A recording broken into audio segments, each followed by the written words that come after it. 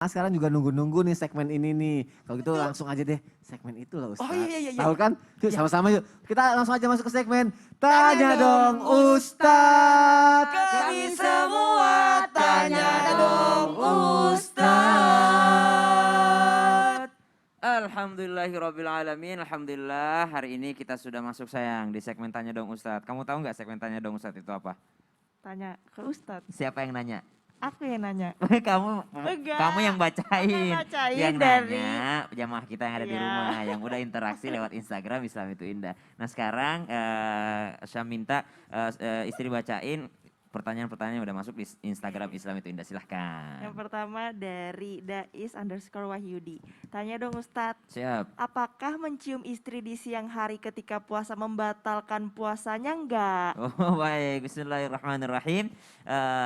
Sahabat Sayyidina Umar bin Khattab radhiyallahu anhu warda pernah mendatangi baginda Nabi SAW karena kekhawatiran beliau. Kekhawatiran beliau karena beliau bahwasanya mencium istrinya ketika dalam keadaan berpuasa. Maka datanglah kepada Rasulullah SAW, maka jawaban Rasulullah SAW, apakah engkau ketika berpuasa juga berkumur-kumur ketika berwudu? Kata baginda Umar radhiyallahu an, saya juga berkumur-kumur. Maka Rasulullah menjawab, apa bedanya berkumur-kumur dengan mencium istri? Yakni tidak membatalkan puasa selama engkau tidak melakukannya dengan sungguh-sungguh atau dengan yang namanya bersyahwat, kemudian yang sampai membatalkan puasanya yaitu maaf bagi laki-laki keluarnya air mani daripada laki-laki tersebut.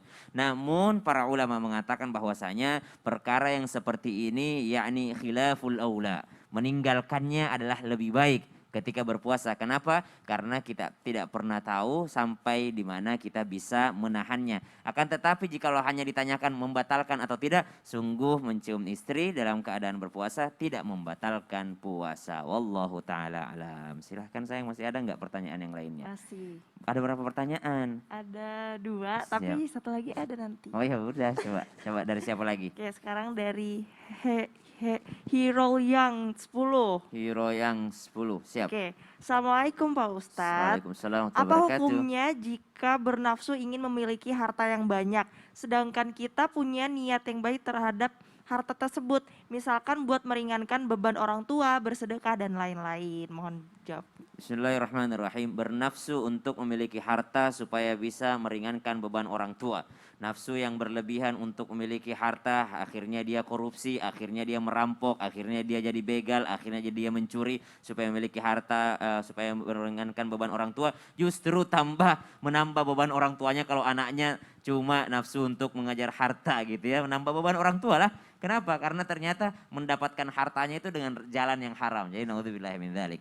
Manusia secara manusiawi zuyyina linnasi hubbus syahawati minan nisa'i wal banina wal qanatiril muqantara. Memang ada nafsu kita untuk menyukai harta. Akan tetapi nafsu tersebut bisa dikendalikan dengan cara apa? Dengan cara kalau memang menjadi orang kaya, maka jadilah orang kaya yang bijak, orang kaya yang mampu untuk menggunakan hartanya di jalan Allah dengan sebaik-baiknya. Maka dikatakan ada riwayat yang mengatakan i'mal lidunyaka ka'annaka ta'ishu abada wa'mal li akhiratika ka'annaka tamutu ghada. Bekerjalah ya, giatlah dalam bekerja, bersungguh-sungguhlah untuk duniamu seakan-akan engkau hidup selamanya. Artinya boleh kita mengumpulkan harta, namun tahu nanti akan dimintai pertanggungjawaban dari mana ke mana. Jadi nafsu untuk harta itu manusiawi, akan tetapi cara mengendalikannya harusnya diperhatikan. Wallahu taala alam. Masih ada